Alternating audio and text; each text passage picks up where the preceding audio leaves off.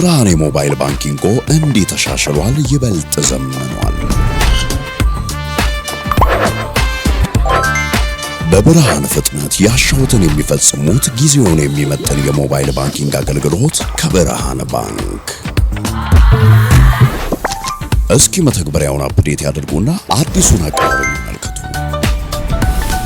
የሚፈልጉትን በሙሉ በፍጥነት በቀላሉ ወዲያውኑ ገንዘብ ወደ አካውንት እንዲሁም ወደ ዋሌት መላክ፣ ክፍያዎችን መፈጸም፣ የአየር ሰዓት መሙላት፣ ስቴትመንት ማውጣት፣ ቀሪ ሂሳብ መጠየቅና ሌላም ሁሉንም በቀላሉ። አዲሱ የብርሃን ባንክ የሞባይል ባንኪንግ መተግበሪያ አሁኑኑ አፕዴት ያድርጉ። ብርሃን ባንክ እንደ ስማችን ብርሃን ነው ስራችን። እንዴት አደራችሁ አድማጮቻችን? የፉትቦል ካፌ ዝግጅታችን አሁን ጀምሯል። እስከ 4 ሰዓት ከ30 አብረናችሁ እንቆያለን። ትላንትና የተደረገውን የስፔንና የፖርቱጋልን ጨዋታ እንመለከታለን። የአይቤሪያ ደርቢ ነበር። 2 የዓለም ዋንጫውን ያሸንፋሉ የሚል ግምት የተሰጣቸው ቡድኖች መካከል የተደረገ ጨዋታ ነው። የስፔን ብሔራዊ ቡድን ተቀይሮ በገባውና ለአርሰናልም ለላሮሃ ለስፔን ብሔራዊ ቡድንም ትልልቅ ጎሎች በማስቆጠር የምናውቀው ሚኬል ሜሪኖ በተጨማሪ ሰዓት ባስቆጠረው ጎል የስፔን ብሔራዊ ቡድን ወደ ተከታዩ ዙር ማለፍ ችሏል። ማለት የክርስቲያኖ ሮናልዶ የመጨረሻ የዓለም ዋንጫ ጨዋታውን ተመልክተናል ማለት ነው። ለፖርቱጋል ብሔራዊ ቡድን የመጨረሻ ጨዋታውን ስለማድረጉ እርግጠኛ አይደለም። ራሱን ከጨዋታው በኋላ የመጨረሻ ጨዋታ እንዳልሆነ ተስፋ አደርጋለሁ የሚል አስተያየት ሰጥቷል። እንግዲህ እስከሚቀጥለው የአውሮፓ ዋንጫ ድረስ ይጫወታሉ ያናቅም። ምክንያቱም በአልናስር ያሰለጠኑት ጆርጅ ጄሱስ ናቸው አዲሱ የፖርቱጋል ብሔራዊ ቡድን አሰልጣኝ ይሆናሉ ተብለው የሚጠበቁት። ስለዚህ እስከ 43 ዓመቱ ድረስ ሊቀጥል ይችላል ማለት ነው። ግን አልታወቅም። እሱን ወዲያው በእንደዚህ አይነት ስሜታዊ ጊዜ መወሰን አልፈልግም የሚል አስተያየት ከጨዋታው በፊት ደግሞ ሰጥቶት በነበረው ጋዜጣዊ መግለጫ ላይ ተናግሯል።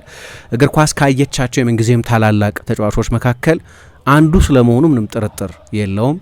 ነገር ግን ሮናልዶን ራሱ ብዙ ጊዜ በቃለ ምልልሶቹ ላይ ሲናገር እንደሰማ ነው የበለጠ ክርስቲያኖ ሮናልዶን አልሆንም የዓለም ዋንጫ በማሸነፌ፣ የዓለም ዋንጫን ባለማሸነፌም ያነሰ ክርስቲያኖ ሮናልዶን አልሆንም ብሏል። ወይም የዓለም ዋንጫ የኔን የእግር ኳስ ተጫዋችነት አበርክቶ ሌጋሲ አይወስነውም የሚል አስተያየት ሰጥቷል።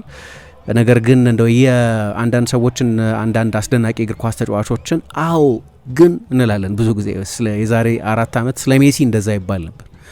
በጣም አስደናቂ ተጫዋች ነው፣ ምናልባት የምንጊዜው አስደናቂ ተጫዋች ሊሆን ይችላል፣ ግን የዓለም ዋንጫ አላሸነፈም እንደዛ ይባላል። እና ሮናልዶ ቢያንስ ያንን ማስቀረት እንደ ተጫዋች ዲፋይን የሚያደርገው አይመስለኝም፣ ምንም ጥያቄ የለውም። ነገር ግን የበለጠ ኮምፕሊት ያደርገው ነበር፣ የበለጠ የተሟላ ያደርገው ነበር። ያልሆነም ምን ማለት እንደሆነም ጨዋታው ካለቀ በኋላ ይህንን ሁሉ ድል ያሳካ ተጫዋች 6 የዓለም ዋንጫ ተጫወተ፣ ግን የዓለም ዋንጫ አላሸነፈም እና ስሜቱን እንደነካው በግልጽ የሚታይ ነው። የባለፈው የካታር የዓለም ዋንጫ ላይ እንደዚሁ ደግሞ በዚህኛው ያው ስሜታዊ ሰው ነው እንደምታውቁት። ክርስቲያኖ ፓሽኔት ሰው ነው። ስለዚህ ድልም ደግሞ ድል ማጣትም በኩል መጠን የሚያስከፉት አይነት ሰው ነው እና የእምባው የዛ ምልክት ነው። ብዙ ወዳጆች፣ ብዙ አድናቂዎች እንዳሉት ይታወቃል። ብዙ የህይወት ምሳሌ አድርገው የሚከተሉት ሰዎች አሉ። አንድ እግር ኳስ ተጫዋች ብቻ አድርገው ሳይሆን እግር ኳስ የማይወዱም ሰዎች ጭምር የሮናልዶን ወደ ታላቅነት ለመምጣት የተጓዘበትን መንገድ በተሰማሩበት ህይወት መስክ በሙሉ እንደ ኢንስፓይሬሽን የሚጠቀሙበት ሰዎች አሉ። ስለዚህ ምንም ጥያቄ የለውም ይሄ ትላንትና የነበረው ከጨዋታው መጠናቀቅ በኋላ ያየነው ስሜት ብዙ ሰዎችን አፌክት የሚያደርግ ይመስለኛል። ለማንኛውም የፖርቱጋል ብሔራዊ ቡድን የዓለም ዋንጫ ጉዞ በዚሁ ተገጥቷል። ከዚያ ውጪ ያው እንግዲህ ሌሊት ላይ ደግሞ ዩናይትድ ስቴትስ በቤልጅየም 4-1 ተሸንፋለች። ስለዚህ አሁን ሁሉም አስተናጋጅ ሀገራት ከዓለም ዋንጫው ውጪ ሆነዋል ማለት ነው። ሻርል ደ ካቴለር፣ ቫናከንና ሮሜሎ ሉካኩ ናቸው ጎሎቹን ያስቆጠሩት። በመካከል 1-1 ሆኖ ነበር ቲልማን ጎል አስቆጥሮ ስለነበር።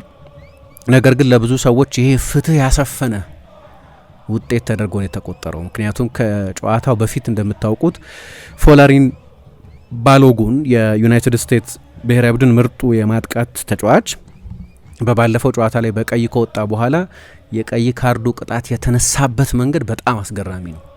በእርግጥ የፊፋው ፕሬዝዳንት ጂያኒ ኢንፋንቲኖ የፊፋ የዲስፕሊን ኮሚቴ ከኔ ገለልተኛ ነው ወይም ገለልተኛ ሆኖ ስራውን የሚሰራ ነው እና እኔ አይደለሁም የወሰንኩት ይህንን ውሳኔ ቢሉም ነገር ግን በሳቸውና በዶናልድ ትራምፕ መካከል ያለው ግንኙነት ብዙ የሚያሳማቸው እንደሆነ ይታወቃል።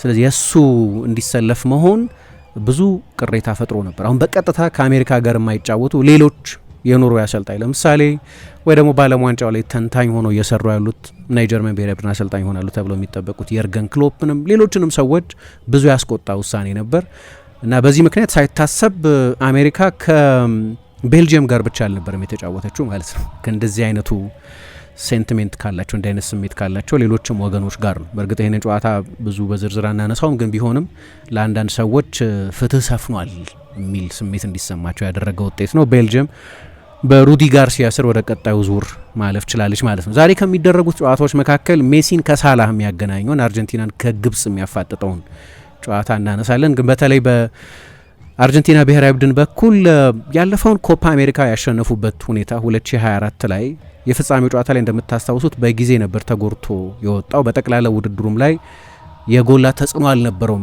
በሌሎቹ ትልልቅ ባሸነፏቸው ውድድሮች ላይ የነበራቸው አይነት ተጽዕኖ ያለፈው የዓለም ዋንጫን ሲያሸንፉ ከዛ በፊት የነበረውን ኮፓ አሜሪካ ሲያሸንፉ ደግሞ በቅርብ ጊዜ አርጀንቲና ብሔራዊ ቡድን በጣም ምርጥ የሚባለው ውጤትና ብቃት የታየው በቦነስ አይረስ ብራዚልን 4-1 ባሸነፉበት ጨዋታ ነበር። እዛም ጨዋታ ላይ ሜሲ አልነበረም። ስለዚህ አርጀንቲና ያለ ሜሲ መጫወትን ተምራለች መባል ጀምሮ ነበር። ግን ይሄኛው የዓለም ዋንጫ ከመጣ በኋላ የስፔን ውስጥ ሜሲ ዲፔንደንሲያ የሚባለው የሜሲ የአርጀንቲና ጥገኝነት በድጋሚ በኃይል ያለ ይመስላል። ቡድኑ ከሚያደርጋቸው ሙከራዎች መካከል 42%ን የሚሞክረው እሱ ነው።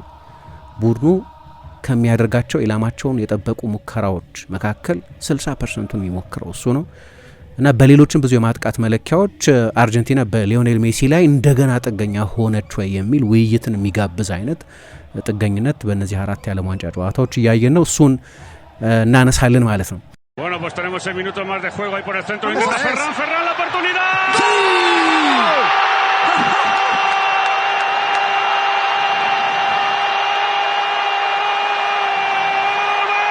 ¡Vamos, España!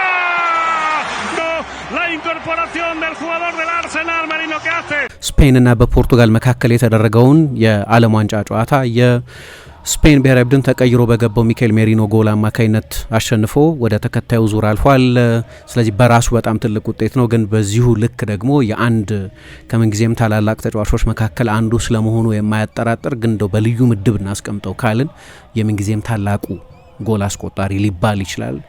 ክርስቲያኖ ሮናልዶን በዓለም ዋንጫ መድረክ ለመጨረሻ ጊዜ ያየንበት ነው። እሱም በቃሉ አረጋግጧል። መቼስ እንደ ሮናልዶ አይነቶቹን አንዳንድ ጊዜ የተፈጥሮን ሕግ ያዛቡ የሚመስሉ በ41 ዓመታቸው ዓለም ዋንጫ ላይ የሚጫወቱ በዚህ እድሜያቸው በከፍተኛ ደረጃ የሚጫወቱ ተጫዋቾች ተጨማሪ ዓለም ዋንጫ ለመጫወት ቢመኙ ብዙ የሚያስገርም አይደለም። ልክ እንደው ልዕለ ሰብ የሚያስመስል ነገር ስላላቸው ማለት ነው። ግን ክርስቲያኖ ሮናልዶን በመጨረሻ የመጨረሻ ዓለም ዋንጫ ጨዋታውን ማድረጉን ትላንትና ከጨዋታው ፍጻሜ በኋላ ራሱ አረጋግጧል። የመጨረሻ ጨዋታዬን ለሴሌሳኦ ለፖርቱጋል ብሔራዊ ቡድን አድርጌያለሁ አላለም። ነገር ግን የመጨረሻ የዓለም ዋንጫ ጨዋታው ነው እና ከጨዋታው ፍጻሜ በኋላም ያው ጎል የተቆጠረበት ጊዜ ለፖርቱጋል የማገገሚያ ጊዜ ብዙ የሚያሰርፍ አልነበርም። በእርግጥ ቤርናርዶ ሲልቫ የአቻነት ጎል ለማስቆጠር በጣም ተቃርቦ ነበር። ግን የጨዋታው 91ኛው ደቂቃ ላይ የተቆጠረ ጎል ነው። አርቢትሩ 6 ደቂቃ ነበር የጨመሩት። በኋላ ተጨማሪ ደቂቃ ጨዋታዋል። ግን ከረፈደ የተቆጠረና ፖርቱጋል ውጤቱን መቀልበስ ሪከቨር ማድረግ የምትችልበት እድል እንዳይኖራት በሆነበት ሰዓት ነው ተቀይሮ የገባው ሚካኤል ሜሪኖ። ተቀይሮ ከገባው ሌላኛው ተጫዋች ከፌረን ቶሬስ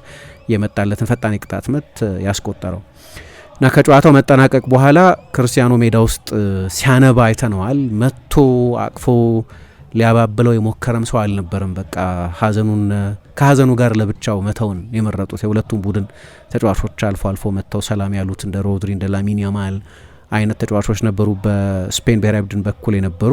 ነገር ግን በጠቅላላው ለክርስቲያኖ በጣም ኢሞሽናል ጊዜ ነበር። ሮድሪ ቅድም እንዳልኩት መጥቶ ነበር። በጣም የሚያሳዝን ምስል ነው። እንደ የሮናልዶ አድናቂ መሆን አለመሆን የሚጠይቅ አይመስለኝም። ለእንደዚህ አይነት ምስል ስሜታዊ መሆን ተወደደም ተጠላም ሮናልዶ ከምንጊዜም ታላላቅ ተጫዋቾች መካከል አንደኛው ነው።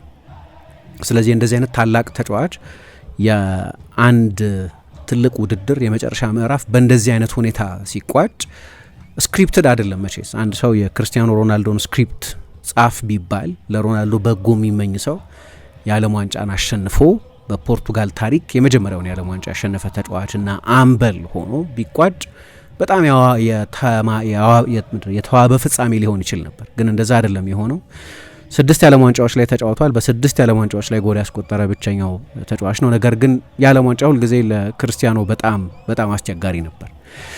ትላንትና ጨዋታው ከመደረጉ በፊት ጋዜጣዊ መግለጫ ሰጥቶ ነበር ከጨዋታው 24 ሰዓት አስቀድሞ እና ማንም ሰው ከብሔራዊ ቡድን የምለቅበትን ጊዜ ሊወስንልኝ አይችልም። ኦን ማይ ኦን ተርምስ በራሴ ጊዜ ነው ከፖርቱጋል ብሔራዊ ቡድን ራሴን ማገለው፣ እናንተ ልታስገድዱኝ አትችሉም ብሎ ትንሽ ከጋዜጠኞች ጋር ያለውን አንዳንድ ልዩነት የሚያንጸባርቅ ጋዜጣዊ መግለጫ ነበር የሰጠው። በተለይ በፖርቱጋል ያሉ ትልልቅ ጋዜጦች እንደ አቦላ ያሉ ጋዜጦችና በእነዚህ ጋዜጦች ላይ የሚጽፉ ጸሐፊዎች ክርስቲያኖን በተመለከተ በቅርብ ዓመታት ብዙ አሉታዊ አስተያየቶች ሲሰጡ ቆይተዋል። ይሄንን ተገንዝቦታልና አለያችኋለሁ በመልክ እኔን የምታጥላሉ የምትጠሉት እነማን እንደሆናችሁ አውቃለሁ፣ በተለይ አንተ ብሎ አንደኛውን ጋዜጠኛ እስቲ እንድትጠይቅ እድል ልስጥ ሲለው በ41 ዓመት የዓለም ዋንጫ ላይ መጫወት ምን ይመስላል ሲለው ወይ አስቸጋሪው ነገር ምንድን ነው ሲለው አስቸጋሪው ነገርማ እዚህ መጥቶ አንተን ማየት ነው ብሎ መልሶ ለነበር ለጋዜጠኛው እና አዝኛለሁ ብሏል። ግን ትላንት እንዳልኩት ሁሉንም ነገር ሰጥቻለሁ እና ህሊናዬ ነፃ ነው፣ ከዚህ የተሻለ ልናደርግ እንችል ነበር፣ ነገር ግን በጣም በጥሩ ቡድን ተሸንፈናል፣ ግን ለፖርቱጋል ሁሉንም ነገር ሰጥቻለሁ፣ ይሄ የመጨረሻ የዓለም ዋንጫ ጨዋታዬ ነው፣ ከዚህ በኋላ ከቤተሰቦቼ ጋር ስለ መጪው ጊዜ አስባለሁ፣ ነገር ግን በሂት ኦፍ ደ ሞመንት በሆነ ቅጽበት መወሰን አልፈልግም እና በሚቀጥለው ቀን ከእንቅልፌ ስነቃ በእርጋታ እና በሰላም ነው፣ ምንም አይረብሸኝም የዓለም ዋንጫና ለማሸነፌ 3 ዋንጫዎች አሸንፌ ያለው ከፖርቱጋል ጋር በዚህ በጣም ደስተኛ ነኝ። በተለይ በጣም ወሳኝ የሆነው የዓለም ዋንጫ ኮሌታ ነው ብዬ ማምነው የ2016ቱን የአውሮፓ ዋንጫ ነው። ስለዚህ ዋንጫ ከፖርቱጋል ጋር የዓለም ዋንጫ ባለማሸነፌ የማጣው እንቅልፍ የለም የሚል አስተያየት ሰጥቷል። ይሄ ከጨዋታው መጀመር በፊት ካንጸባረቀው ስሜት ጋር የሚመሳሰል ቅድም መንደርደሪያ ላይ ያነሳሁት አይነት ማለት ነው። የበለጠ ሮናልዶን አያደርገኝም፣ ያነሰ ሮናልዶንም አያደርገኝም፣ የዓለም ዋንጫ ዲፋይን አያደርገኝም ብሎ እንደሚያምን በብዙ ቃለ ምልልሶች ላይ ተናግሯል። በእርግጥ ምን ያህል ስሜታዊ እንዳደረገው ከጨዋታው በኋላ የዛሬ 3 ዓመት ተኩልም በካታር የዓለም ዋንጫ በተደረገበት ጊዜ ከልብ የዓለም ዋንጫን ማሸነፍ እንደሚፈልግ ከጨዋታዎቹ በኋላ በነበሩት ስሜቶች መገንዘብ ትችላላችሁ። ስለዚህ የተናገረውን ነገር ልክ እንደወረደ አደ ፌስ ቫሊዩ እንወስደዋለን ወይ እኔ እንጃ፣ ግን ቢያሸንፍ ይመርጥ ነበር፣ ምንም ጥያቄ የለውም። እስካሁንም ድረስ የታገለው ለዚያ ነበር። ግን ህይወት እንደዛ ነው፣ ህይወት ይቀየራል፣ ሰዎች በእድሜ ይገፋሉ።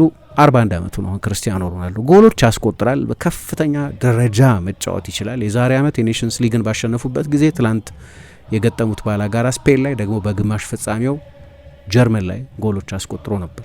በዚህኛው የዓለም ዋንጫም 3 ጎሎች አስቆጥሯል። ግን ሮናልዶ ያ ሮፔስ የሚባለውን ያንን ፍጥነቱን ለብቻ ጨዋታ ማሸነፍ የሚያስችል ችሎታው ግን በእድሜ ምክንያት በሚታጡ የሰው ተፈጥሮ በመሆኑ ምክንያት እና የሰው ተፈጥሮ ደግሞ ውስንነቶች አሉት፣ ገደቦች አሉት በመሆኑ ምክንያት ለበርካታ ዓመታት ብቻውን ጨዋታዎች ያሸንፍ የነበረበት አይነት አካላዊ ሁኔታ ላይ አይደለም ክርስቲያኖ ሮናልዶ አሁን ያለው። ገደቦች አሉበት እንደ ማንኛውም ተጫዋች፣ እንደ ማንኛውም ከዚህ በፊት እንዳየናቸው ታላላቅ ተጫዋቾች ሁሉ እንደ ማንኛውም ተጫዋች አይደለም ክርስቲያኖ፣ የሚለዩ ብዙ ነገሮች አሉት ኦፍ ኮርስ።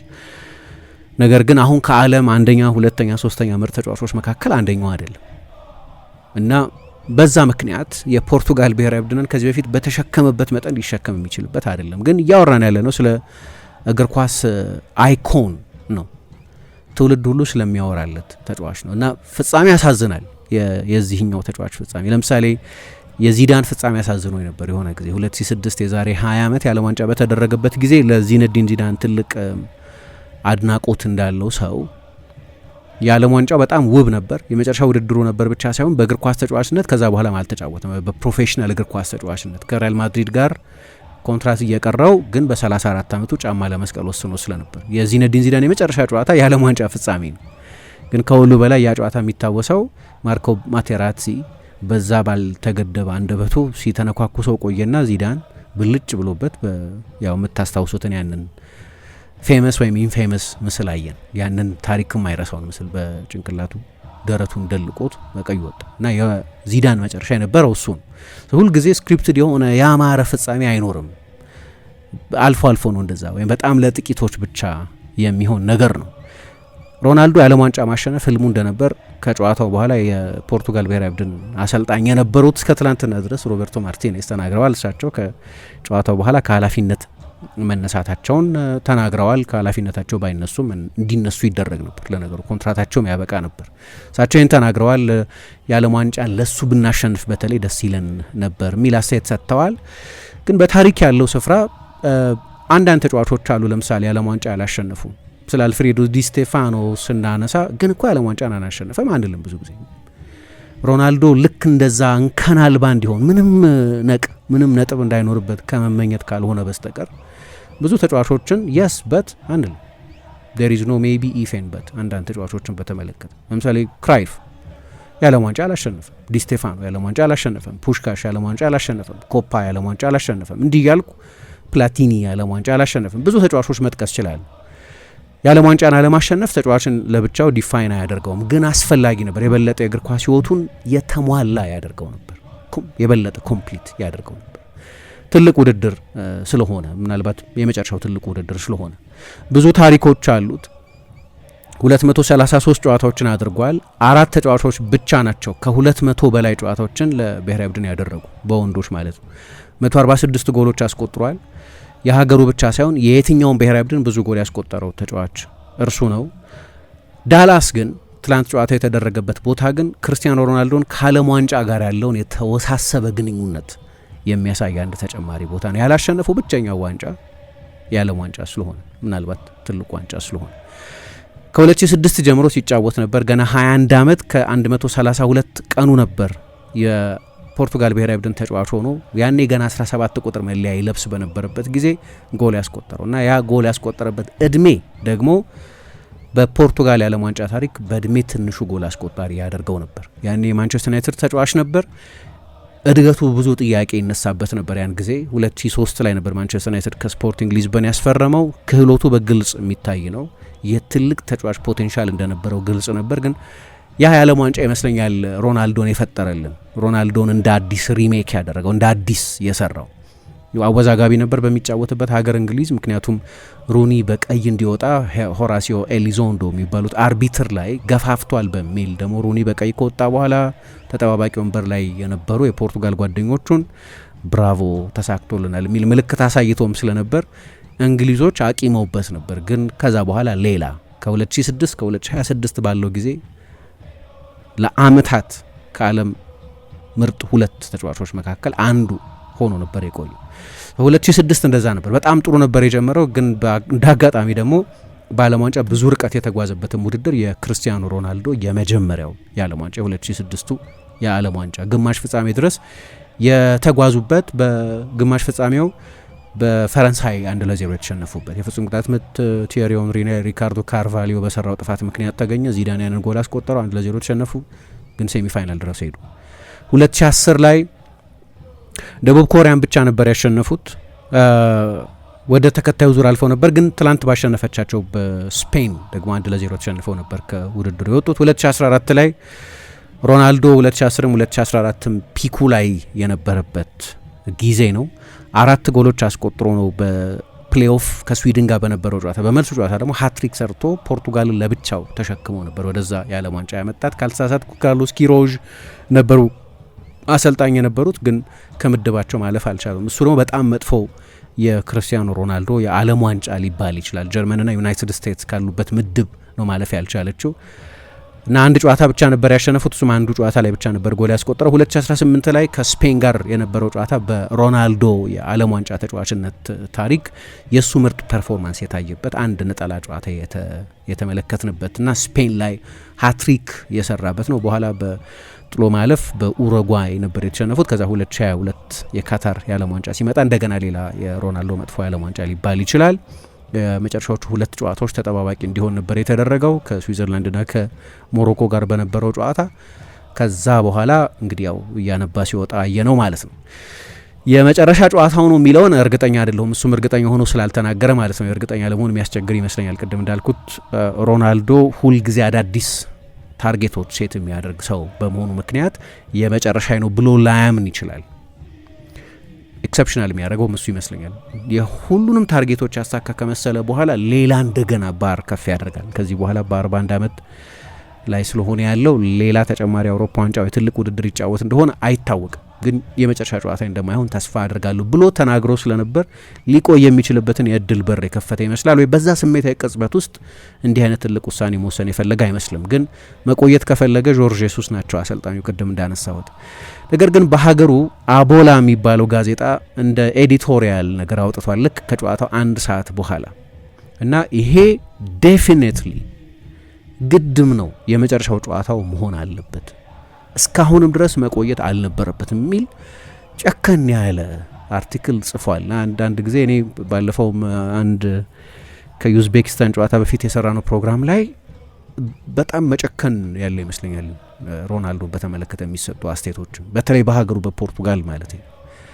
ለሀገሩ ፖርቱጋል የሰራው ስራ በጣም እኔ መግለጽ አይጠበቅብኝም፣ በጣም አስደናቂ ነው። ግን ከዛ በኋላ የሚሰጠው ቨርዲክት በጠቅላላው በእግር ኳስ ሕይወት ያሳካቸውን ነገሮች በሙሉ አይቀማም፣ ግን ለመቀማት መሞከር የሚመስሉ ነገሮች አሉት ነው። በተለይ በፖርቱጋል ሊበቃዋል የሚል ራሽናል አስተያየት መስጠት አንድ ነገር ነው።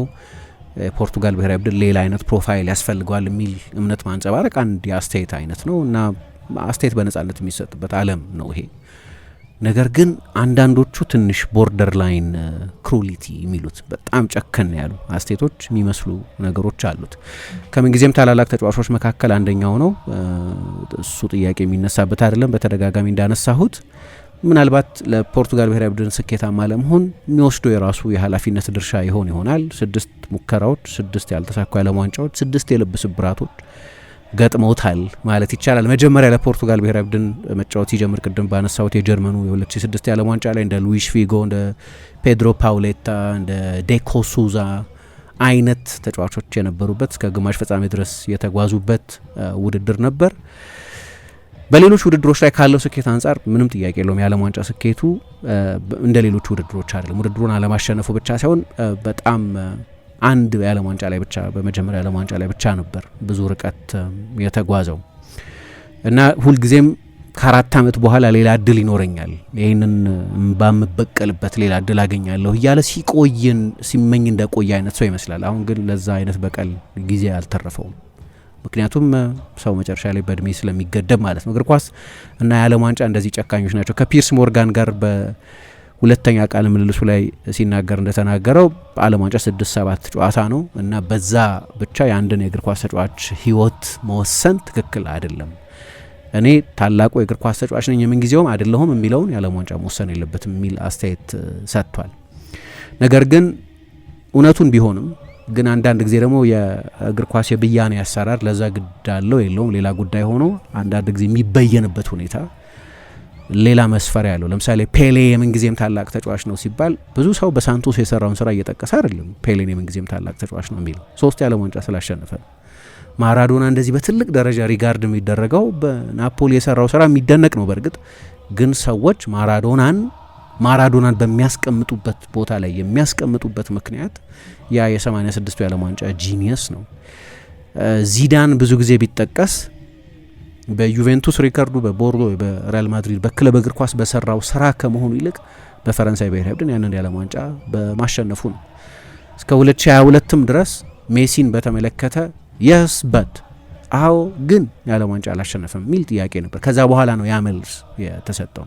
ስለዚህ ሮናልዶ በዚህ ምክንያት ይሄ ዱምድ ፖይትስ የሚባሉ አሉ የዓለም ዋንጫን በተመለከተ ያልተሳካላቸው ታላላቆች ጆሃን ክራይፍ፣ ሮቤርቶ ባጆ፣ ዚኮ፣ ፑሽካሽ፣ ዩሴቢዮ የሮናልዶ የሀገር ልጅ ከእነሱ መካከል ነው እና እሱ ምንም ኬር አላደርግም በዚህ ጉዳይ ላይ አይገደኝም የሚል አስተያየት ሰጥቷል። ቅድም እንዳነሳሁት ያለኝ ሁሉ ስለሰጠው ብሏል። ግን ማንባቱ ምን ያህል እንደከፋው ግን የሚያሳይ ነው። ስለዚህ ከሱ ለመነሳት ብዬ ነው የአንድን ታላቅ ተጫዋች በጣም ታላቅ ተጫዋች መጨረሻ ያየንበት ስለሆነ ቢያንስ በዓለም ዋንጫ በክለብ እግር ኳስ ከአልናስር ጋር እንደሚቆይ በቅርብ ጊዜ በፈረመው አዲስ ኮንትራት እናውቃለን። ጨዋታውን በተመለከተ እኔ በጣም ኤክሳይቲንግ ጨዋታ ነበር ብዬ አላምንም። በእርግጥ ያው የዓለም ዋንጫ የጥሎ ማለፍ ጨዋታ አይደል። የዓለም ዋንጫ ሲሆን የአውሮፓ ዋንጫ ወይም የአፍሪካ ዋንጫ ሲሆን እንደዚህ አይነት ትልልቅ ውድድሮች በሚሆኑበት ጊዜ ጨዋታዎቹ በራሳቸው ከተዝናኖት አንጻር የሚያዝናኑ ባይሆኑም ግን ደግሞ የሚታጣው የዓለም ዋንጫ አይደል? ከውድድሮች ስትሆኑ የምታጡት የዓለም ዋንጫ ነው። የዓለም ዋንጫ የማሸነፍ እድል ነው የምታጡት። ስለዚህ የሚታጣው ነገር ብዙ በመሆኑ ምክንያት እና 0-0 ሆኖ እስከ ቆየ ድረስ ወይም አንድ ጎል የጨዋታውን ጠቅላላ መልክ ሊቀይር የሚችልበት እድል እስካለ ድረስ በትኩረት ነው የምታዩት። ጆፓርዲ ይሉታል እነሱ። የሆነ ውጥረት ያለው ጨዋታ ነበር። እንዲህ እንደ ጨዋታ ግን ከተዝናኖት አንጻር፣ ከማጥቃት እግር ኳስ አንጻር፣ ከጎሎች አንጻር ያ የነበረው አይደለም። ያ ውጥረት ግን ነበር። የኖካውት ጨዋታዎች፣ የጥሎ ማለፍ ጨዋታዎች የሚሰጡን የውጥረት ስሜት ግን ነበር። ያ ስሜት ነበር። የፖርቱጋል ብሔራዊ ቡድን ከጨዋታ እቅድ አንጻር ካያችሁት በመጀመሪያ አጋማሽ ከሞላ ጎደል የተሳካላቸው ይመስላል። አሁን ከአሰልጣኙ የታክቲክ ዝግጅት አንጻር ማለት ነው። እንግዲህ እኔ ሰውየው የዮሃን ክራይፍ አድናቂ ነኝ ነው የሚሉት። የካታላን ሰው ናቸው፣ ግን በሀገራቸው ፖርቱጋል ከኖሩት ይልቅ በውጭ ሀገር በአብላጫው በእንግሊዝ የኖሩበት ጊዜ ይበልጣል። የፖርቱጋል ብሔራዊ ቡድን የክራይፍ ደቀ መዝሙር ነኝ እንደሚል ሰው አይደለም የተጫወተው። የክራይፍ ተከታይ ነኝ ብሎ የሚናገር ሰው የሚጫወተውን አይነት የማጥቃት የፖሴሽን ፕሮአክቲቭ የሆነ ደፋር የሆነ የራሱን የጨዋታ ስልት ለመተግበር የመጣ ቡድን አልነበረም። ግን ከፕራግማቲዝም አንጻር ግን ካያችሁት አሰልጣኙ በዚህ ጨዋታ ላይ ሊያሳኩት ፈልገው ከመጡት ቁም ነገር አንጻር ካያችሁት ግን የመጀመሪያ አጋማሽ ላይ ሚኬል ኦያርሰባል ካገኘው በጣም ትልቅ የጎል እድል በስተቀር እሱም ከጨዋታ ውጭ የነበረ ይመስላል ወይም አመታቱ ከጨዋታ ውጭ ነኝ ብሎ ያሰበ ተጫዋች ላይ የሚታይ ኬርለስነስ ነበረበት። ግን ከዛ ውጪ ሁለቱን የስፔን አደገኛ ክንፎች በግራ በኩል ኩኩሬያ እንደ ላሚን ያማል ያህል በጣም የሚፈራም ባይሆን ግን ባለፈው ጨዋታ ላይ በጣም ጥሩ የተጫወተውን አሌክስ ባዬናን ለመቆጣጠር ወይም የስፔንን ፍላንኮች ለመቆጣጠር ክንፎች ለመቆጣጠር ነበር ያሰቡት። ያንን በሚገባ ማድረግ ችለዋል። በስፔን ቀኝ በፖርቱጋል ግራ በኩል ላሚን ያማል በድጋሚ ኑኖ ሜንዴሽን ለማለፍ ተቸግሯል። አንድም ጊዜ ሲያልፈው ያየሁ አይመስለኝም። ኑኖ ሜንዴሽን ባለፈው የኔሽንስ ሊግ የፍጻሜ ጨዋታ በተደረገበት ጊዜ በሚገባ ተቆጣጥሮት ነበር ይሄንን ተጫዋች። ላሚን ያማል ላይ ያንን ማድረግ የሚችሉ ተጫዋቾች ብዙ አይደሉም፣ ግን የእሱ ትልቁ አንቲዶት ኑኖ ሜንዴሽ ነው። የኔ የጨዋታው ትልቁ የጥፋት ነጥብ የሚመስለኝ የኑኖ ሜንዴሽ ተቀይሮ መውጣትና የኔልሰን ሴሜዶ መግባት። ከዛ በኋላ ላሚን ያማል ፍጹም አስደናቂ አልሆነም።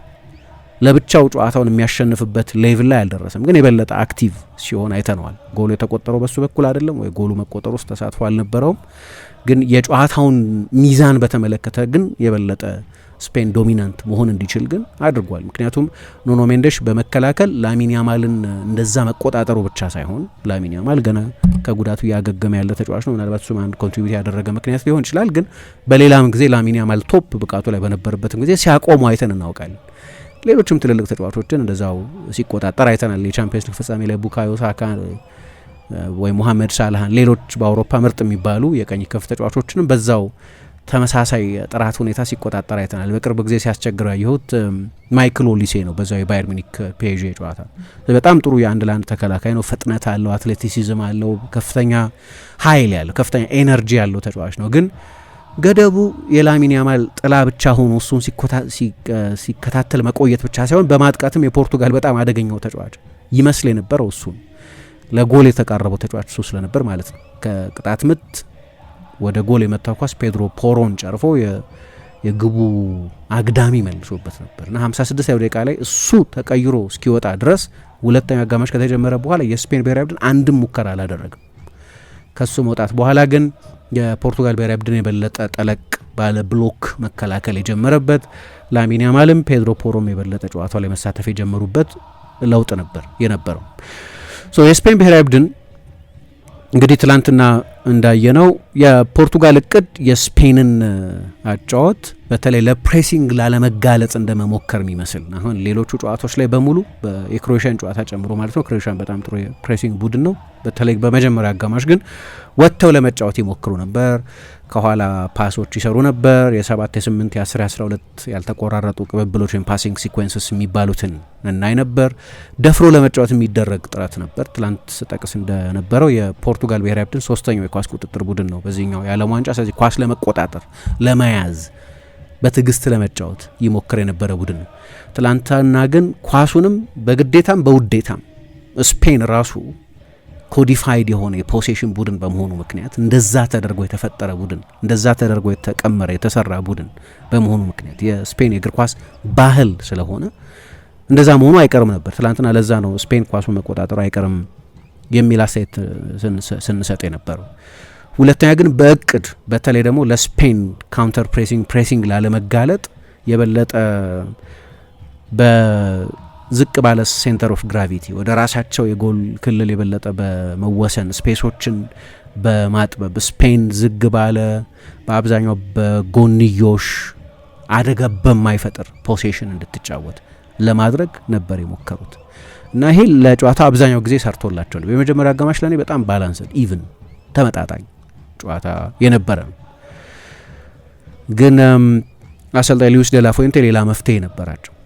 ሁለተኛው አጋማሽ ላይ ፌራን ቶሬስን ከሚኬል ኦያርሳባል ይልቅ ያንን የሐሰተኛ 9 ቁጥርነት ሚና በተለየ ሁኔታ ሲተረጉም ያየ ነው። የበለጠ ወደ ጥልቅ ቦታዎች በተደጋጋሚ ሲመጣ ያየ ነውና ለስፔን ተጫዋቾች ድንገት የተዘጋጋ የሚመስለውን የኳስ የቅብብል አማራጭ መክፈት የጀመረ በመስመሮች መካከል ድንገት የመቀባቢያ ኔትወርክ የፈጠረ ተጫዋች ነው የነበረው ለአማካዮች። አሁን በጣም አስቸጋሪ ነበር ጨዋታውን ለጀመሩት የስፔን አማካዮች። በኋላ ጨዋታው ላይ የጨዋታው ኮከብ ለተባለው ሮድሪም፣ ለፔድሪም፣ ለዳኒ ኦልሞ በእርግጥ ለኦያርሳባል ያንን ድንቅ ኳስ የሰጠው እሱ ነበር። ኦያርሳባል መጀመሪያ አካባቢ የሳተው ኳስ ማለት ነው። ግን ከዛ ውጪ እነዚህ ተጫዋቾች ኳሱን በሚይዙበት ጊዜ ኦያርሳባል ምን ይባላል ብዙ ጊዜ እንደ ጥላ ነው ይባላል። እንደ ጥላ ነው ለባላጋራ ቡድን ተጫዋቾች። ምክንያቱም አትገምቱትም፣ ወደ ቀኝ ይወጣል፣ ወደ ግራ ይወጣል፣ ወደ ጥልቅ ቦታ ይሳባል፣ ሳጥን ውስጥ ይገኛል። የሚዋልል ፌክ ናይን ነው፣ ሐሰተኛ 9 ቁጥር ነው ይባላል። ትላንትና ጥላ የነበረው ለስፔንም ነው። ምክንያቱም በሌሎቹ ጨዋታዎች ላይ የነበረው አይነት ተጽዕኖ አልነበረም። ምናልባት ያ በጊዜ የሳተው ኳስ የስነ ልቦና ሸክም ሆኖበት እንደሆነም አላውቅም፣ ግን በጨዋታ ውስጥ አክቲቭ አልነበረም። ስለዚህ ሌላ አይነት ባህሪ ያለው ተጫዋች ያስፈልጋቸው ነበር። ያው ትኩረት የሚስበው ነገር አሰልጣኝ ሉዊስ ዴላ ፉዌንቴ ኦያርሳባልን አስወጥተው አይደለም ፌራን ቶሬስን ያስገቡት። ኦያርሳባል እያለ ነው ፌራን ቶሬስ የገባው። ግን የበለጠ አክቲቭ ነበር፣ የበለጠ ወደ ጨዋታው ልብ ይመጣ ነበር፣ የበለጠ ለቡድኑ አማካዮች የኳስ ቅብብል አማራጭ ይፈጥር ነበር። ያንን ደግሞ በተደጋጋሚ እና በፍጥነት በወጥነት ነው ያደርገ ነበር። ያ ማለት የፖርቱጋል ብሔራዊ ቡድን ተከላካዮችን ኦያርሳባል ባላደረገው ሁኔታ ከራሳቸው የመከላከያ ነጥብ ቦታ እንዲለቁ ድራግ ያደርጋቸው ነበር፣ ቦታ ያስለቅቃቸው ነበር እና ድንገት ጊዜ ስፔስ መፈጠር ጀምሮ ነበር። የጨዋታውን አዝማሚያ ስታዩት የፖርቱጋል ብሔራዊ ቡድን ሁለተኛውን አጋማሽ ከሞላ ጎደል ወደ ተጨማሪ ሰዓት ምናልባት በኋላ ወደ መለያ ፍጹም ቅጣት ምቶች ለመሄድ እንደሚጫወት አይነት ቡድን የነበረው። ግን የአሰልጣኝ ሉዊስ ዴላ ፉዌንቴ ለውጦች ሰርተው ነበር። የዚሁ ተጫዋች ፈጣን የቅጣት ምት ነው ለሚኬል ሜሪኖ የደረሰው ና ሜሪኖ ያችን ጎል ያስቆጠረው። ያለፈውን የአውሮፓ ዋንጫ ታስታውሱ እንደሆነ የስፔን ብሔራዊ ቡድን የአውሮፓ ሻምፒዮን ሲሆን ጀርመን ላይ ከጀርመን ጋር በስቱትጋርት ከተማ ተደርጎ በነበረው ጨዋታ ሚኬል ሜሪኖ ነበር ልክ ወደ መለያ የፍጹም ቅጣት ምቶች ከመሄዳቸው በፊት ያችን በጣም አስደናቂ ጎል ያስቆጠረው። አባቱ በዛው ስቴዲየም ጎል አስቆጥሮ ነበር። በዛው ስቴዲየም አባቱ ወደ ማዕዘን ምት መምቻ ሄዶ ደስታውን እንደገለጸው አይነት እንደዛ አድርጎ ነበር። ትላንትና ሚኬል ሜሪኖ ተቀይሮ ገብቶ ይህንን አድርጓል። በጣም ኢንትረስቲንግ ተጫዋች ነው። በጣም የተለየ ታክቲካዊ አማራጭ መስጠት የሚችል ተጫዋች ነው። የአጥቂ ነፍስ ያለው አማካይ ልበለው። ትልልቅ ጎሎች ነው ግን የሚያስቆጥረው። ጎሎች ማስቆጠር ብቻ ሳይሆን የጎሉንም ክብደቶች ካያችሁ ለስፔን ብሔራዊ ቡድንም ቅድም ያነሳሁት የአውሮፓ ዋንጫ የሩብ ፍጻሜ ከጀርመን ጋር የተደረገው ጨዋታ ብቸኛው አይደለም። በሌሎችም በርካታ ጨዋታዎች ትልልቅ ጎሎች አስቆጥሯል። እንግዲህ የቡድኑ ጀማሪ አማካይ አይደለም፣ ግን በአሰልጣኝ ሉዊስ ዴላ ፉዌንቴ በኩል እንደ ወሳኝ ታክቲካዊ መሳሪያ የሚቆጠር ነው። በአርሰናልም የሚኬል አርቴታ ቡድን ውስጥ ሲጎዳ ያው ቡድን ውስጥ ካሉ ሱፐርስታሮች መካከል እንደ አንዱ ስለማይቆጠር እንጂ አርሰናል በሁለተኛው የውድድር ዘመን አጋማሽ በተቸገረባቸው ወቅቶች የሱ መታጣት ይስተዋል ነበር። በጣም ኢንትረስቲንግ ተጫዋች ነው እና እሱ ነው ጎሉን ያስቆጠረው። ግን ጎሉ በተቆጠረበት ጊዜ ብዙ ስህተቶች ነበሩ። የፖርቱጋል ብሔራዊ ቡድን በስሪቱ ግን በተጫዋቾቹ አይነት ማለት ነው በተጫዋቾቹ ፕሮፋይል ግን ለረጅም ደቂቃ እንደዛ ዲፕ መከላከል የሚሆንለት አይነት ቡድን አይደለም። ተከላካዮቹን በስም በተናጠል ብታዩቸው ሩበን ዲያስ፣ ሬናቶ ቬጋ፣ ጆ ካንሴሎ እስኪወጣ ድረስ ኑኖ ሜንዴሽ ሁሉም በሃይላይን የሚጫወቱ ፖሴሽን የሚፈልጉ ቡድኖች ውስጥ የሚጫወቱ ተጫዋቾች እንጂ የመጨረሻ 20 ሜትር ላይ በትዕግስት የመከላከል የሳጥን ተከላካዮች አይደሉም። ለእንደዚህ አይነት ማክሲመም ኮንሰንትሬሽን የተሰሩ ተጫዋቾች አይደሉም። በቃ አንዳንድ ቡድኖች አሉ አይደለም በሳጥን ለመከላከል ችግር የሌለባቸው በሳጥን መከላከል ኤክስፐርት የሆኑ ተከላካዮች ያሏቸው ቡድኖች ይኖራሉ በብሔራዊ ቡድን እግር ኳስም በክለብ እግር ኳስም። እነዚህ አራቱም ተጫዋቾች ግን ለእንደዚህ አይነት አጫወት የተሰሩ ተጫዋቾች አይደሉም። ስለዚህ አንድ ትኩረት ማጣት ብቻ ይበቃል እና ያ ነው የሆነ። ዲያስ ከራሱ ቦታ ሲወጣ ዘግይቶ ነበር የወጣው። ጆአዎ ኔቬስ የቡድኑ አማካይ የሜሪኖን ሩጫ ያየው ዘግይቶ ነበር። ቬጋ ሽፋን መስጠት አልቻለም ቦታውን ነቅሎ ለሄደው ተጫዋች። በቀኝ መስመር ተከላካይነት ተቀይሮ ገብቶ ይጫወት የነበረው ዲዮጎ ዳሎ ሲያንን ሴንትራል ሩጫ ትራክ ማድረግ አልቻለም። ከሁሉ በላይ ለምን ያን ለውጥ ማድረግ እንዳስፈለጋቸው በትክክል አልተገነዘብኩም። ቪቺኛ ብዙ የጠበቀው አይነት የዓለም ዋንጫ እንዳላሳለፈ ይገባኛል። ብዙ ምክንያቶች አሉት። ይሄ የተወሰኑት ምክንያቶች ትላንትና ለመጥቀስ ሞክረን ነበር። ከፖዚሽናል ዲስፕሊን አንጻር ግን የሚያመጣው ትልቅ ልዩነት ነበር። ያን ቦታ አሁን የሚሸፍን ሌላ ተጫዋች አልነበርም። በተለይ ደግሞ የገባው ቤርናርዶ ሲልቫ ነው። ቤርናርዶ ሲልቫ የፖዝ የኮንትሮል ተጫዋች መሆኑ አይጠፋኝም፣ ግን ተመሳሳይ ተጫዋች አይደለም ለቪቺኛ። ምናልባት ቪቺኛን ማስወጣት ግድ ከሆነ ጂፒኤሱን አይተውት ሊሆን ይችላል፣ ዝሏል ብሎ አስበው ሊሆን ይችላል። በእኔ ግምት ቪቺኛን 90 ደቂቃ ከተጫወታችሁ 90 ደቂቃ ሜዳ ውስጥ የምታቆዩት፣ 120 ደቂቃ ከተጫወታችሁ 120 ደቂቃ ውስጥ ሜዳ ውስጥ የምታቆዩት አይነት ፕሮፋይል ነው የተጫዋቹ አይነት ማለት ነው። እንደ ተጫዋች ያለው ችሎታ እንደዚህ አይነት ተጫዋች ነው። ሁልጊዜ ኢንኮንትሮል እንድትሆኑ የሚያደርግ አይነት ተጫዋች ነው።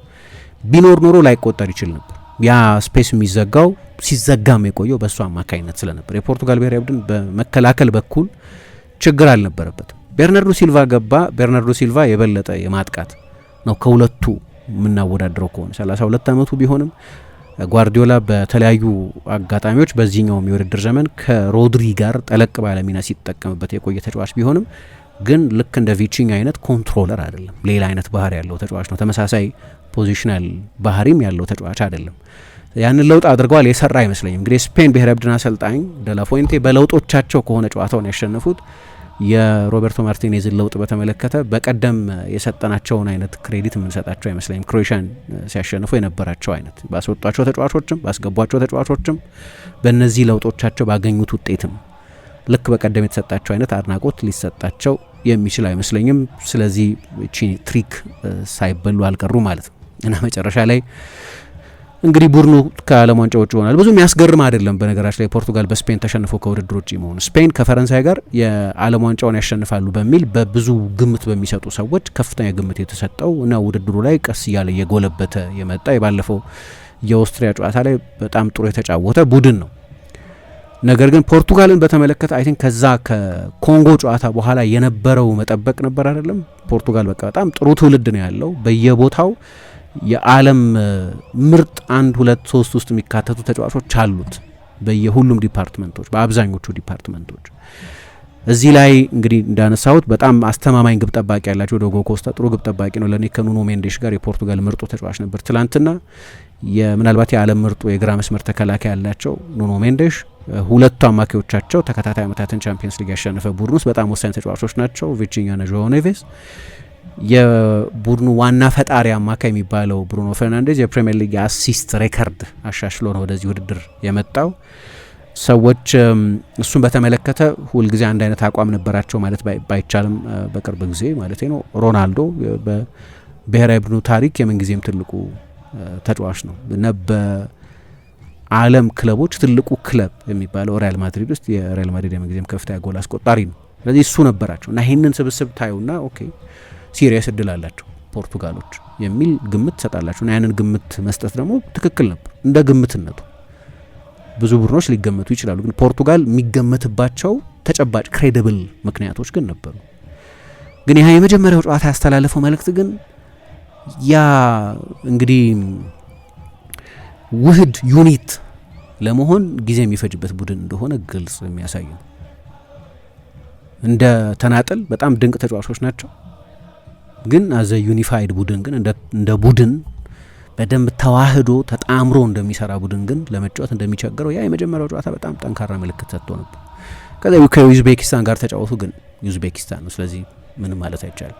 ሶስተኛው ጨዋታ ላይ ያ ችግር ሪሰርፌስ አደረገ። ሮቴት አላደረጉም ሮቤርቶ ማርቲኔዝ፣ ዋናው ቡድናቸውን የተጠቀሙት እና እድለኛ ናቸው በኮሎምቢያ አለመሸነፋቸው። ከዛ የክሮኤሽያ ጨዋታ መጣ። ሁለተኛው አጋማሽ ከሞላ ጎደል ዋን ሳይድድ ነበር። ክሮኤሽያ ነበር ከፍተኛ ብልጫ የወሰደው። ስለዚህ ትላንትና አመጣጡን ስናየው በስፔን ተሸንፎ መውደቁ ያን ያህል በጣም ትልቅ ሰርፕራይዝ አይደለም። ግን አንዳንድ ተጫዋቾች የመጨረሻ እድላቸው ነበር። ቤርናርዶ ሲልቫ በቅርብ ጊዜ 32 ዓመት ይሆነዋል። ብሩኖ ፈርናንዴዝ በቅርብ ጊዜ 32 ዓመት ይሆነዋል። ሩበን ዲያስ በቅርብ ጊዜ 30 ዓመት ይሆነዋል። ሮናልዶ 41 ዓመቱ ነው። እነዚህ ተጫዋቾች የዓለም ዋንጫውን ማሸነፍ የሚችሉበት የመጨረሻው እድል ነበራቸው። ለሮናልዶ የሚያስቆጭ የሚመስለኝ ቅድም ስለ ሮናልዶ ስናነሳ ስለነበር በሌሎች አንዳንድ የዓለም ዋንጫዎች እሱ በተሳተፈባቸው አንዳንድ የዓለም ዋንጫዎች ከፍተኛ የጥራት ችግር የነበረባቸው ስብስቦች ውስጥ ተጫውቷል። እንደ ትውልድ የፖርቱጋል ትውልድ እሱ ሲጀምር ታስታውሱ እንደሆነ 2004 የአውሮፓ ዋንጫ ላይ ያልነበር ለመጀመሪያ ጊዜ ለፖርቱጋል ብሔራዊ ቡድን ትልቅ ውድድር ላይ የተሳተፈው እዛ ፖርቱጋል ላይ የተስተናገደውና በኋላ ግሪክ ያሸነፈችው ግን ፖርቱጋል ፍጻሜ የደረሰችበት ውድድር ያ የሌላ ወርቃማ ትውልድ መጨረሻ የደረሰበት ነው። ጆርጅ ኮስታ፣ ቪቶር ባያ፣ ሉዊስ ፊጎ፣ ሩይ ኮስታ አይነት ተጫዋቾች የነበሩበት ኑኖ ጎሜዝ ትላንትና አንዳንዶቹ ስቴዲየም ውስጥ ታድመው አይተናቸዋል። ያ ትውልድ መጨረሻው አካባቢ ነበር። እስከ 2006 የተወሰኑ ተጫዋቾች ቆይተዋል። ዴኮ ናቹራላይዝ ተደርጎ ነበር። ብራዚላዊ ነው እንደምታውቁት ዴኮ፣ ግን ፖርቶ ውስጥ ረጅም ጊዜ ሲጫወት ቆየና ፖርቱጋላዊ ሆነ እና እሱም ነበር በጣም ትልቅ ብቃቱ ላይ ነበር። ከባርሴሎና ጋርም ቻምፒየንስ ሊግ አሸንፎ ነበር። ከዚያ በኋላ ግን ለረጅም ጊዜ እስከዚህኛው አሁን እስከመጣው ትውልድ ድረስ የፖርቱጋል ብሔራዊ ቡድን ሮናልዶ ወደ ውድድሮች በመጣበት ጊዜ እሱ በጣም ትልቁ ሱፐርስታር ነው። በርቀት የዓለም አንደኛ የነበረባቸው የዓለም ሁለተኛ የነበረባቸው ግን በአብዛኞቹ ጊዜያት የዓለም አንደኛ ሁለተኛ የነበረባቸው ውድድሮች ናቸው አብዛኞቹ ውድድሮች። በዛ ጊዜ የፖርቱጋል ትውልድ ደካማ ነበር። የ2010ም የ2014ም የ2018ም ደካማ ትውልድ ነው የነበረው። ኢቨን የ2016ቱን የአውሮፓ ዋንጫ ያሸነፈው ስብስብ ብታዩ ተጫዋቾቹን ዝቅ ማድረግ አይደለም፣ ግን ጆዜ ፎንትን ጨዋታ ላይ ፍጻሜው ላይ ጎሉን ያስቆጠረው ኤደር ከዛ የአውሮፓ ዋንጫ ውጪ በብዙ የሚታወስ አይመስለኝም። ሌሎችም ተጫዋቾች ከመካከለኛ ደረጃ በላይ ከፍ ያላሉ ተጫዋቾች የነበሩበት ትውልድ ነው የነበረው። ይሄኛው ግን ምርጥ ትውልድ ነው እና ይሄ ትውልድ ሲባክን ሌላ ትውልድ በማባክን በትክክል ያትችት ተገብቷቸው ይሁን አይሁን ሌላ የመወያያ ነጥብ ነው። ግን ሮቤርቶ ማርቲኔዝ እንደዚህ አይነት ትችት እንዳለባቸው እናውቃለን። በቤልጅየም እነዛን ምርጥ የመሀል ተከላካዮች ኮምፓኒን፣ ቨርማለንን፣ ቬርቶገንን፣ አልደርቫይራልድን ይዘው አክሴል ቪትሰል፣ ሮሜሎ ሉካኩ፣ ኬቨን ደብሮይነ፣ ቲቦ ኮርቷ፣ ኤደን ሃዛር ሌሎችም አስደናቂ የቤልጅየም ተጫዋቾች የነበሩበትን ያንን ትውልድ ይዘው ከአንድ የዓለም ዋንጫ በስተቀር እሱንም ሶስተኛ ሆነው የጨረሱት ያ ቡድን እንዲጓዝ በተጠበቀበት የስኬት ርቀት አልተጓዘም። ከማርክ ቪልሞት ኃላፊነቱን ከተረከቡ በኋላ ብዙ ውድድሮች ላይ ቡድኑን አሰልጥነውታል። እስከ ባለፈው የ2022 የዓለም ዋንጫ ድረስ 2 የዓለም ዋንጫ 2 የአውሮፓ ዋንጫ አሰልጥነውታል። ተገቢ ነው አይደለም ያ አኪዜሽን ያ ትችት ሌላ ጉዳይ ነው። ግን ተመሳሳይ ነገር ሊቀርብባቸው የሚችል ይመስለኛል። ያለፉት 4 ዓመታት የፖርቱጋል ብሔራዊ ቡድን እኚህ ሰው ሾሟቸዋል። አይ ቲንክ የተሳካ አይደለም። በመሀል ኔሽንስ ሊግ አሸንፈዋል፣ ማጣሪያውን አልፈዋል። ማጣሪያ ማለፍ ለፖርቱጋል ብዙ የሚያስደንቅ አይመስለኝም። የዓለም ዋንጫ ማጣሪያን ማለፍ በምንም ሁኔታ ቢያልፉ ለአሰልጣኙ ብዙ ክሬዲት የሚያሰጥ አይደለም። ጣሊያን ነው እኮ ከትልልቅ ሀገራት የወደቀው። ጣሊያንም ግን በጣም ትልቅ ኢምባረስመንት ውስጥ ስላለ 3 የዓለም ዋንጫ ያለፈው ቡድን ስለሆነ እንጂ ትልቅ ሆኖ ከዓለም ዋንጫ የቀረ ቡድን የለም። ስለዚህ ፖርቱጋል ማለፉ የሚያስገርም አይደለም። ወይ ፖርቱጋል ለዓለም ዋንጫ አሳልፏት የሚያስብል ክሬዲት የሚያሰጣቸው አይደለም አሰልጣኙ። ግን ከሁሉ በላይ ይሄ ፕሮአክቲቭ እግር ኳስ መጫወት የሚገባውን ቡድን ይዘው ባለፈው በአውሮፓ ዋንጫ በፈረንሳይ ሲሸነፉ፣ ደግሞ በዚህኛው ውድድር በስፔን ሲሸነፉ ኔጌቲቭ እግር ኳስ ተጫውተው ነው ከውድድር ውጭ የሆኑት። ቀጥለው እንግዲህ ጆርጅ ጄሱስ ይባላል፣ ምክንያቱም ጆዜ ሞሪኞ አቬይለብል አይደለም። ጆዜ ሞሪኞን የሚጠብቅ ስራ ነው ይሄ። ጆዜ ሞሪኞ ናቸው ወይ ለዚህ ስኳድ የሚሆኑት አሰልጣኝ? ከሞላ ጎደል እንደ ሞሪኞ ነው የሚጫወቱት እኛ አሰልጣኝ። ይሄ ውድድር ላይ እንደ ሞሪኞ ነው የተጫወቱት። በፊት የሚገርመው ሮቤርቶ ማርቲኔዝ እኔ መጀመሪያ ማቃቸው የስዋንሲ አሰልጣኝ በነበሩበት ጊዜ ነው። ልክ ብሬንዳን ሮጀርስ የስዋንሲ አሰልጣኝ ከመሆናቸው በፊት የዚያ ቡድን አሰልጣኝ ነበሩ። የዌልስ ቡድን ነው ስዋንሲ። ለተወሰነ ጊዜ በፕሪሚየር ሊግ ሲጫወት አይተነዋል። ግን በሚጫወተው የእግር ኳስ አይነት ስዋንሲ ሎና ወይም ባርሴሎናን የሚመስል ስዋንሲ ይባል ነበር። የእሳቸውም ዊጋን በኋላም ኤቨርተንን ባሰለጠኑበት ጊዜ ደህና የማጥቃት እግር ኳስ የሚጫወቱ አሰልጣኝ ነበሩ። በኋላ የቤልጅየም ነው የፖርቱጋልን ትውልድ በያዙበት ጊዜ የበለጠ ያንን አይነት እግር ኳስ ለመጫወት የሚያስችሏቸው ተጫዋቾች አሏቸው። የብሔራዊ ቡድን የኃላፊነት አይነት ከክለብ እግር ኳስ እንደሚለይ እገነዘብን። ግን በጣም ዲፌንሲቭ ፕራግማቲዝም ያለበት ቡድን ነው ትላንትና ይዘው የመጡት። ከፈለጉት ዓላማ አንጻር እየሰራላቸው ነበር። በሆነ መንገድ አሸንፈው ሊያልፉ የሚችሉበት እድል ነበራቸው። እንደዚህ ግን መጨረሻ ላይ ሳይሆንላቸው ቀርቷል እና በትላንትና የፖርቱጋል ብሔራዊ ቡድን በአንዳንድ አጋጣሚዎች ፕሬስ ለማድረግ ይሞክር ነበር። በነገራችን የመጀመሪያ አካባቢ ሮናልዶን የበለጠ የፖርቱጋል ብሔራዊ ቡድን ኳስ በማይዝበት ጊዜ ወይም ስፔን ከኋላ እየተጫወተ ለመውጣት ይሞክር በነበረበት ጊዜ በመጠኑ ወደ ቀኝ አድልቶ አይተነዋል ከሌሎቹ ጨዋታዎች ይልቅ እና በመጠኑ ፕሬስ ለማድረግ ይሞክሩ ነበር። ረጅም ጊዜ ቆየ አልነበረም። ከዛ በኋላ ግን በጣም በጥልቅ መከላከል በ4-1-4-1 ወይም አንዳንድ ጊዜ 5-4-1 በሚመስል ቅርጽ ከሁለቱ የክንፍ ተጫዋቾች አንደኛው የበለጠ ወደ መጨረሻው መስመር መጥቶ እንዲጫወት ማድረግ። ግን ደግሞ መጀመሪያ አካባቢ ሁለቱ አማካዮች ዡዋው ኔቬስ እና ቪቺኛ ባለፈው የክሮኤሽያ ጨዋታ ላይ ሁለቱን የክሮኤሽያ አማካዮች ማቴዮ ኮቫቺች እና ሉካ ሞድሪችን እንዳደረጉት ትላንትና ደግሞ ሁለቱን የስፔን ጥልቅ አማካዮች ሮድሪን እና ፔድሪን ማንማርክ ለማድረግ ይሞክሩ ነበር። ግን ብዙ አልቆይም። በተለይ በሁለተኛው አጋማሽ ግን ሙሉ ለሙሉ በስፔን የቦታም ቴሪቶሪ የሚባለውን የፖሴሽንም ብልጫ ተወስዶባቸው ነበር። አሁን ችግሩ በመልሶ ማጥቃት መጫወት ነው ያለበት አይደለም። እንደዚህ የሚጫወት ቡድን በመልሶ ማጥቃት ለመጫወት የሚሆን ፍጥነት ግን የለውም። ይሄ ቡድን ትልቁ ችግር የሚመስለኝ እሱ ነው። አሁን የመጨረሻው መስመር ላይ የነበሩትን 3 ተጫዋቾችና ከነሱ ጀርባ ያለውን ተጫዋች ብትወስዱ በግራ በኩል ዡዋው ፌሊክስ ነው ትላንትና ጨዋታውን የጀመረው፣ ፖርቱጋሎቹ ዡዋው ፌሊክስ የሚሉት። በቀኝ በኩል ፔድሮ ኔቶ ነው ጨዋታውን የጀመረው። ከፊት ክርስቲያኖ ሮናልዶ ነው ያለው። ከሮናልዶ ኋላ ብሩኖ ፈርናንዴሽ ነው ያለው። አራቱም ፈጣኖች አይደሉም ወይ ከኳስ ጀርባ የሚሮጡ ተጫዋቾች አይደሉም። የመልሶ ማጥቃት ተጫዋቾች አይደሉም። ሮናልዶ ነበር በፊት ያ ቅድም ያልኩት ፍጥነት አክሰለሬሽን ሮ ፔስ የሚሉት ስለነበረው። አሁን እንደዛ አይደለም። አንዳንድ ጊዜ አክሰለሬት ሊያደርግ ይችላል፣ ግን ያንን መደጋገም አይችልም። እንደ ዋና የጨዋታ እቅድ ልትጠቀሙበት አትችሉም። ፔድሮ ኔቶም ዡዋው ፌሊክስም ቦልቱ ፊት የሚሏቸው ኳስ ይዘው መግባት የሚወዱ የፕሌይሜኪንግ ዝንባሌ ያላቸው እንጂ ቀጥተኛ ንጹህ የክንፍ ተጫዋቾች አይደሉም። በእነዚህ ተጫዋቾች የመልሶ ማጥቃት መተግበር አይቻልም። አሁን ለእኔ ከዚህ ስብስብ ባህሪ ጋር የማይሄድ የመከላከል አዝማሚያ ነው ትላንትና ቡድኑ ያሳየው። ከዚህ ቡድን የማጥቃት ባህሪ ጋር የማይሄድ የጨዋታ እቅድም ነው አሰልጣኙ የነበራቸው። በእነዚህ ትላንትና ይዘዋቸው በገቧቸው ተጫዋቾች በመልሶ ማጥቃት መጫወት አትችሉም። ምናልባት የሚቻለው ራፋኤል ሊያየው ካለ ብቻ ነው። እንግዲህ ራፋኤል ሊያየው ደግሞ በቀደም ጨዋታውን ስለጨረሰ ሊሆን ይችላል፣ ዝሏል ብለው ስላሰቡ ሊሆን ይችላል፣ ወይ በመከላከል ትጋት ላሚን ያማል እና ፔድሮ ኔቶ ያሉበትን የስፔንን የቀኝ ክንፍ የበለጠ በመከላከል ትጋትም የሚታማ ተጫዋች ነው። ግን ዡዋው ፌሊክስ ይሻላል ብለው ስላመሉ ሊሆን ይችላል ዡዋው ፌሊክስ ነው የተሰለፈው። ምናልባት ራፋኤል ሊያው ቢኖር ኖሮ እስከነ ብክነቱ አንዳንድ ጊዜ ልግመኛ እስከ መምሰሉ ጋር ያንን ቨርቲካሊቲ፣ ያንን ቀጥተኝነት፣ ያንን የመልሶ ማጥቃት አማራጭ መስጠት የሚችል ተጫዋች ነበር። ያንን አይነት ተጫዋች በኋላ ነው ያስገቡት። አንዳንድ ሩጫዎች ነበሩት ግን አልሰራም። በስፔን ብሔራዊ ቡድን በኩል ለእኔ ሮድሪ በጣም ድንቅ ነበር። አንድ ያገኘው እድል የሚመስለኝ አልፎ አልፎ ነው የፖርቱጋል ማጥቃት ይሰነዘር የነበረው። ኮንሲስተንት አልነበረም፣ ወጥ አልነበረም። አልፎ አልፎ በጣም አልፎ አልፎ ነው የነበረው። የመጀመሪያ አጋማሽ ላይ 5 ሙከራ ነው ያደረጉት። ግን በኤክስጂ ካያችሁት የሙከራዎቹ የጥራት መጠን ብዙ ከፍተኛ አልነበረም። በሁለቱ አጋማሽ ደግሞ የበለጠ ለዝበው ነበር። የመጨረሻ የተደረገ መፍጨርጨር ነበር፣ እሱ ስላልተሳካ ከረፈደ በኋላ የተደረገ ስለሆነ። ግን አልፎ አልፎ የሚመጡትን የፖርቱጋልን የመልሶ ማጥቃት ሙከራዎች በሚገባ ይቀጫቸው ነበር አደጋ ከመፍጠራቸው በፊት። ሁለተኛ ግን ፕሬስ የሚያደርገው ሌላ ተጫዋች አልነበረም። የመጀመሪያዎቹ ደቂቃዎች ላይ ከነበሩት ሙከራዎች ውጭ ከሁለቱ ጥልቅ አማካዮች አንደኛው እየወጣ ፕሬስ ሊያደርገው ይሞክር ነበር። እሱ ብዙ ሰዓት አልሰራም።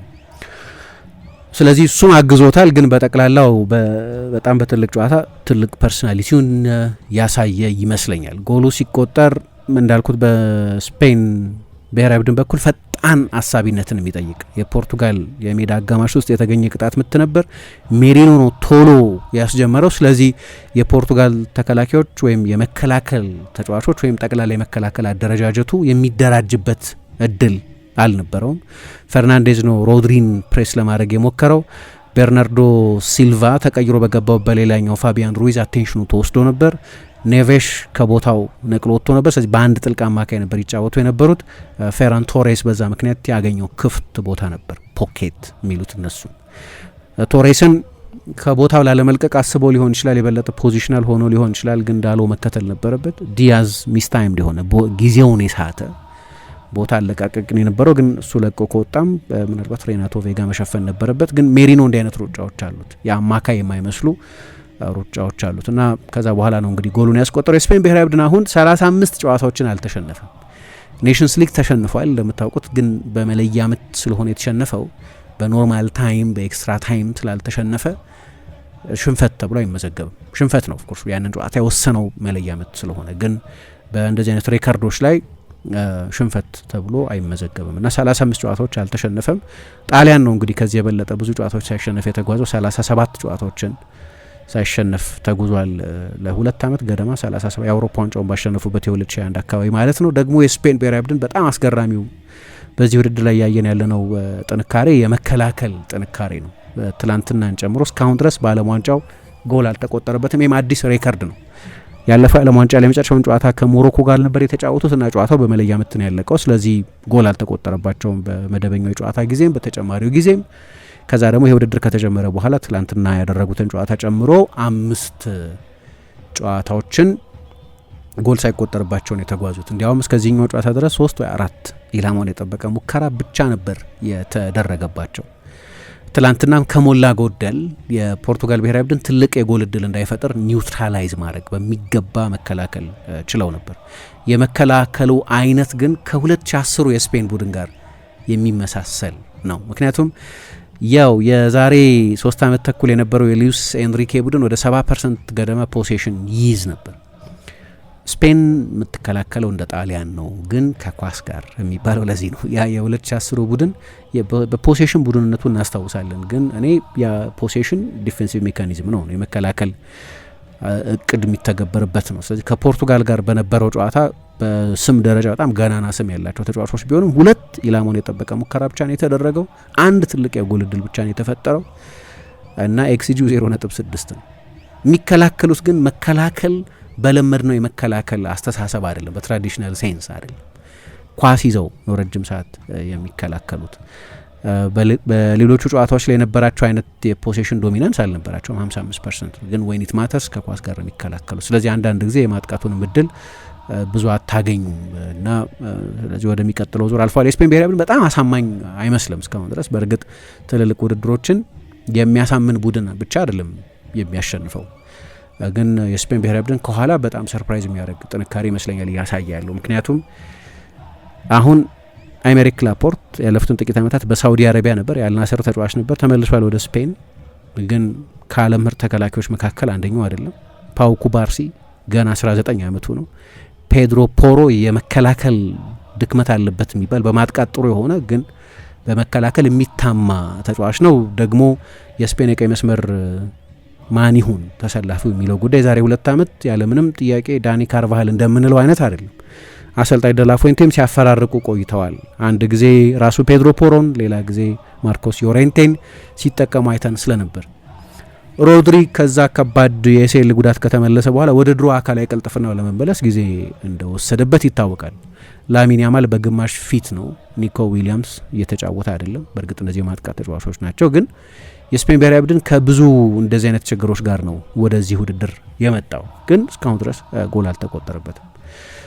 እስከ ትላንትናው ጨዋታ ድረስ 68.2% ፖሴሽን ይይዝ ነበር። ስለዚህ ባላጋራ ቡድን የሚያጠቃበት እድል ከነዛ ከ30% ፖሴሽኖች የሚነሳ ነው። ግን ደግሞ ጠንካራ ፕሬሲንግ ያለው ቡድኑ ኳስ በሚያጣበት ጊዜ።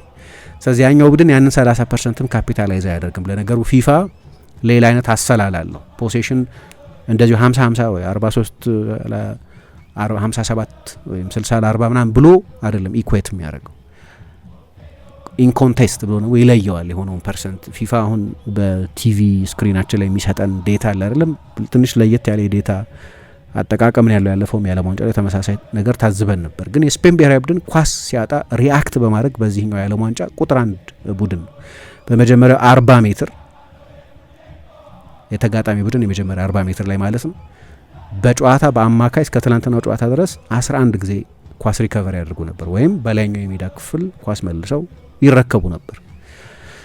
ያ ማለት የባላጋራ ቡድን ከራሱ የሜዳ ክፍል መውጣት ሳይጀምር በፊት እዛው ማጥቃቱ በጊዜው እንዲታፈን ይደረጋል ማለት ነው። ስለዚህ መከላከሉ ሌላ አይነት የመከላከል ባህሪ ያለው ነው። ብዙ ጊዜ የስፔን ብሔራዊ ቡድን ሲባል በአብዛኛው ስለ ፖዚሽን አጨዋወታቸው፣ ስለ ፖዚሽናቸው፣ ስለ ፖዚሽናል አጨዋወታቸው፣ ስለ አማካይ ክፍላቸው ጨዋታ መቆጣጠር መቻል እንደዚህ እናነሳለን። አንዳንዱ ስቴሪዮቲፒካል በቃ የስፔን እግር ኳስ እንደዛ ነው ተብሎ ስለሚታሰብ፣ ነገር ግን የመከላከሉ አይነት በጣም የተዋጣለት የመከላከል አይነት ነው እና እስካሁን ድረስ ጎል አልተቆጠረባቸውም። በተለይ ተጫዋቾቹን ስታዩቸው ደግሞ ያን ያህል ፕሮፋይላቸው ገነን ያሉ ተጫዋቾች አይደሉም።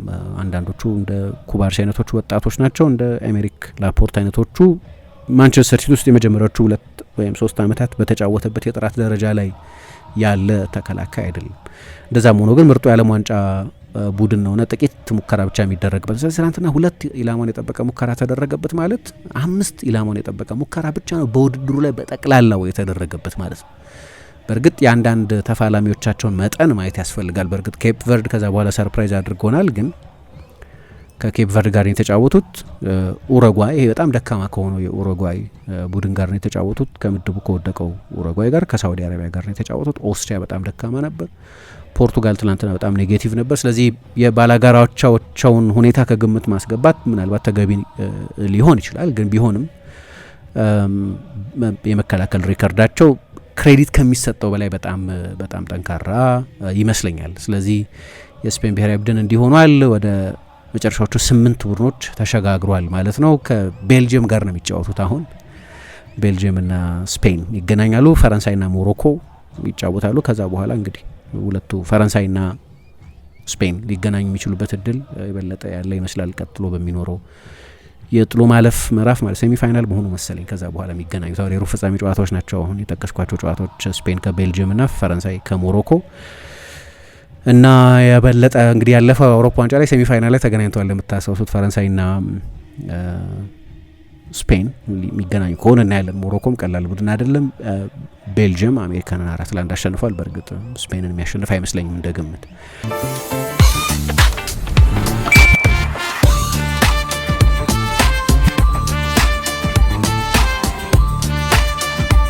የብርሃን የሞባይል ባንኪንጎ እንዲህ ተሻሽሏል፣ ይበልጥ ዘምኗል። በብርሃን ፍጥነት ያሻውትን የሚፈጽሙት ጊዜውን የሚመጥን የሞባይል ባንኪንግ አገልግሎት ከብርሃን ባንክ። እስኪ መተግበሪያውን አፕዴት ያድርጉና አዲሱን አቀራረብ ይመልከቱ። የሚፈልጉትን በሙሉ በፍጥነት በቀላሉ ወዲያውኑ ገንዘብ ወደ አካውንት እንዲሁም ወደ ዋሌት መላክ፣ ክፍያዎችን መፈጸም፣ የአየር ሰዓት መሙላት፣ ስቴትመንት ማውጣት፣ ቀሪ ሂሳብ መጠየቅና ሌላም ሁሉንም በቀላሉ። አዲሱ የብርሃን ባንክ የሞባይል ባንኪንግ መተግበሪያ አሁኑኑ አፕዴት ያድርጉ። ብርሃን ባንክ እንደ ስማችን ብርሃን ነው ስራችን።